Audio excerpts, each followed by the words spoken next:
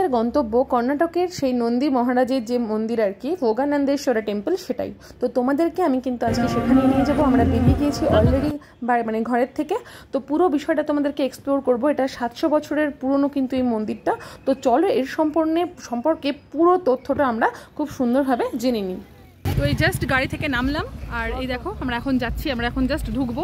দেখতে পাচ্ছ এটা ভোগানন্দেশ্বরা, আমরা ওখানে এখন ঢুকছি আর কি, জাস্ট গাড়ি থেকে নাম।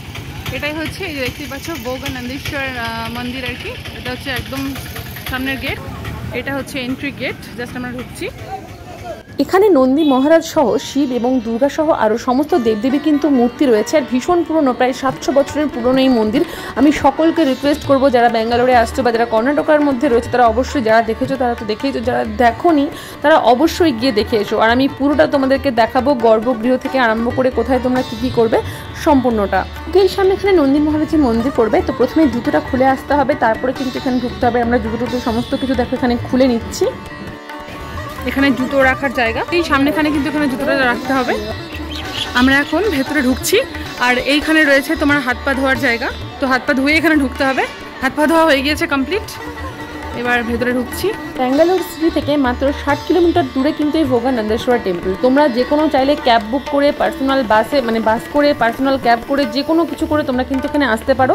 ঠিক এখানে এন্ট্রি ফ্রি কিচ্ছু নেই, তোমরা ইজিলি এখানে আসতে পারো। আর এতটা সুন্দর জায়গা, প্রায় সকাল 7টা থেকে রাত্রি 7টা পর্যন্ত কিন্তু তোমরা এখানে আসতে পারবে। আর আমি বলবো ফ্যামিলির সকলকে নিয়ে এখানে এসো। এর একটা বিরাট বড় একটা ঐতিহাসিক বিষয় রয়েছে যে নন্দী মহারাজ কীভাবে এখানে প্রতিষ্ঠিত হয়েছিল বা কীভাবে এটাকে তৈরি করা হয়েছিল সেগুলো। তো তোমরা অবশ্যই করে এখানে এসো আর দেখো কত সুন্দর কারুকার্য করা বিষয়গুলো। ভেতরে এখানে কিন্তু পুজো চলছিল, যখন আমরা এখানে এন্ট্রি নিই তখন পুজোটা কিন্তু হচ্ছিল। আর এতটা সুন্দর সুন্দর বেলে পাথরের উপরে কাজ করা, যে কাজগুলো দেখলেই মুগ্ধ হতে হয়। আমি তো পুরো বিষয়টাকে ক্যাপচার করেছি। তোমরা কারা কারা গিয়েছো বা যাওনি সেটা তোমাকে অবশ্যই করে জানিও। আর এখানে কিন্তু খুব সুন্দরভাবে কিন্তু পুজোও দেওয়া হয়। তোমরা যদি চাও নিজেরা পুজোও এখানে দিতে পারো।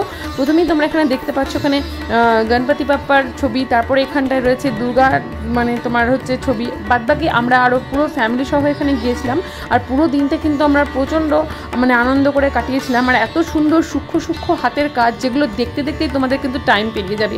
মোটামুটি কেমন লাগলো অবশ্যই কমেন্টে জানিও। হ্যাঁ, তো আমাদের দেখা কমপ্লিট, আমরা এখন বাইরে বেরোচ্ছি।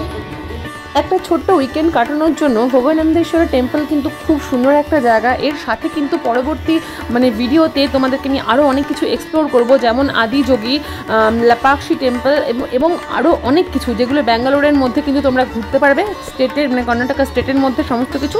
তো কেমন লাগলো অবশ্যই কমেন্টে জানিও।